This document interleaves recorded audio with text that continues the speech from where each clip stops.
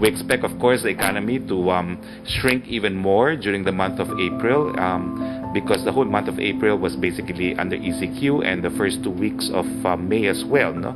So we definitely expect a big contraction.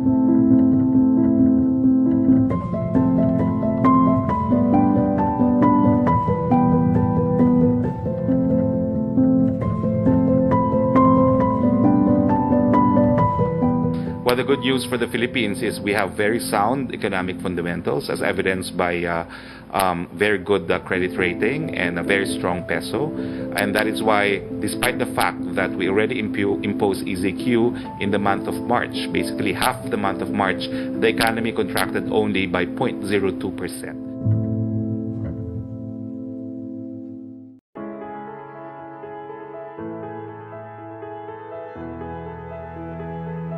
In business, the Philippine economy rebounds to pre-pandemic levels in the first quarter of the year, beating analysts' expectations. Our correspondent Warren de Guzman is on the line for more details. Warren?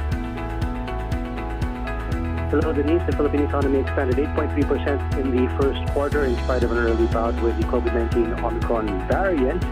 And there was a sense of triumph earlier when the government unveiled the first quarter GDP report. We said the economy is now larger than it was before the COVID-19 pandemic began, and the expansion last quarter blew away expectations. Our Q1 2022 is 4.9 trillion already GDP, and this is higher than the 2019 Q1 of 4.43 trillion. Or even the 2020 Q1 of 4.45 trillion.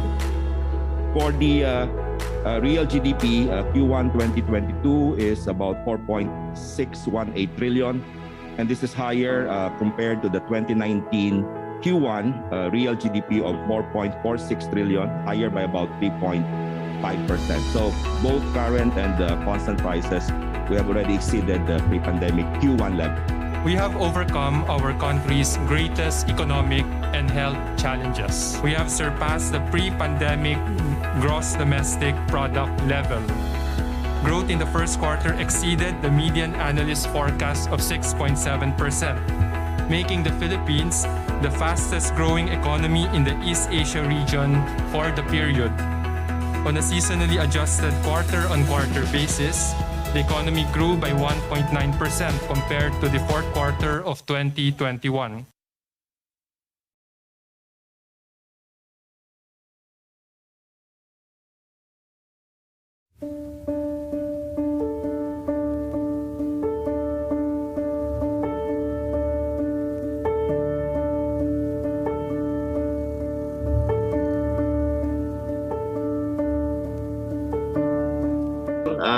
Actually, our estimate is that we might lose about more than 4 to 5 million jobs, Your Honor. Okay, so that's global. Yes. Right now, Your Honor, we already lost 2.6 million workers resulting from business establishment going into temporary closure. Correct. And another group of business establishment resorting to flexible work arrangement.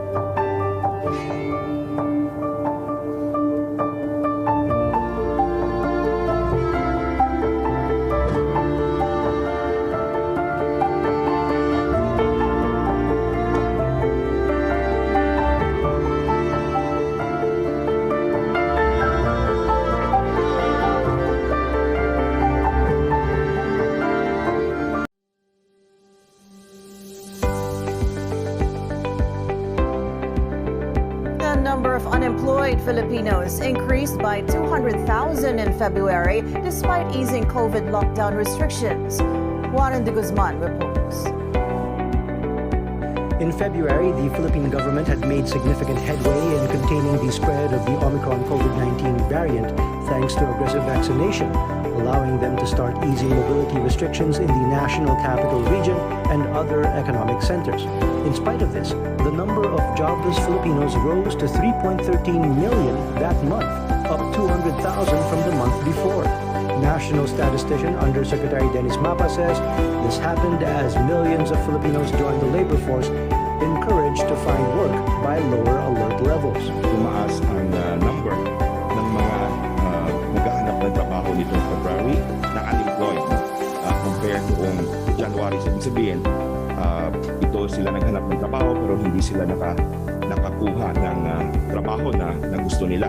Data from the Philippine Statistics Authority show 2.67 million Filipinos joined the workforce between January and February. The biggest contributors to new jobs were agriculture, retail, and services. The PSA says the farm sector added 1.44 million jobs month-on-month in February, thanks in part to the harvest season for corn, while over 1.2 million jobs were added in retail and services thanks to lower alert levels. Meanwhile, about 500,000 jobs were lost month-on-month in administrative support services and manufacturing. January versus February, ang malaki na contribute ay yung manufacture of semiconductor devices and other electronic components. May bawas na 61,000. At ang pangalawa ay men's and boys garment manufacturing. May bawas na mga about 32,000. Dan Lachica, president of the Semiconductors and Electronics Industries in the Philippines, or SAPI, however, says he is not aware of any large retrenchments amongst the group's members, and he noted the sector is actually doing quite well, having grown nearly 13% last year, with a projected growth of 10% this 2022. The PSA's monthly integrated survey of selected industries for February paints a clearer picture. Value of production of the manufacture of computer, electronic, and optical parts had the third highest growth rate in February at 22.7% from 20.1% in January. The biggest decline in value of production was seen in the manufacture of electrical equipment. It went down by 26.2% in February after suffering a decline of 23.8% in January. The PSA notes it does not ask labor survey respondents for the names of their employers, so SAPI cannot clarify further where the reported job losses came from.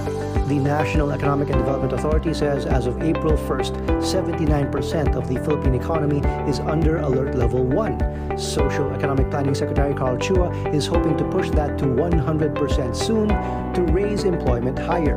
He adds the resumption of face-to-face classes will also boost employment as it will allow for more parents to work instead of supporting their children during online classes.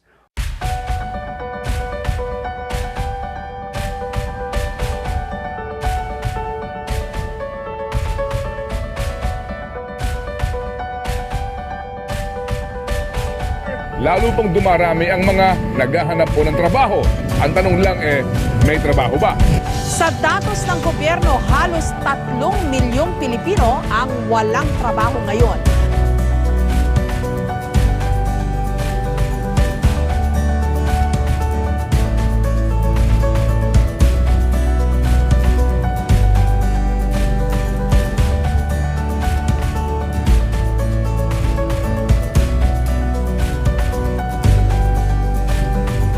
Kumakonti na raw ang mga mahihirap sa bansa ngayon.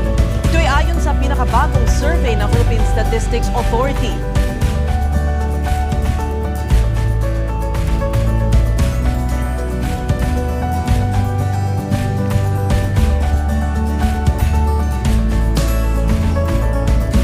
Isa po sa pangunahing inaalala ng ating mga kababayan ay ang kapayapaan at kaayusan sa kanilang paligid, peace and order.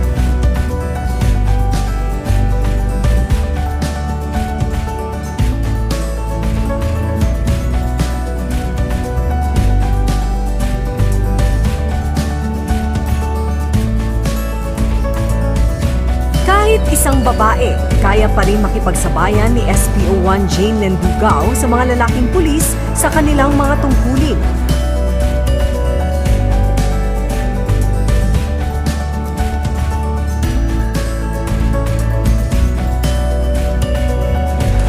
Improved growth means more resources to create decent jobs. The target is employment at the heart of economic development.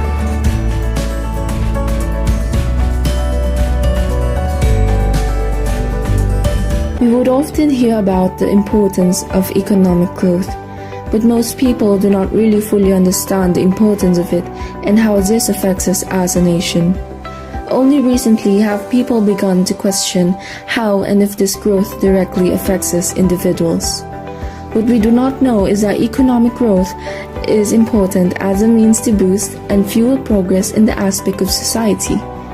When economies foster, countries will be able to gain the capacity and resources needed to provide what the public needs, like healthcare, education, social protection, and basic public services.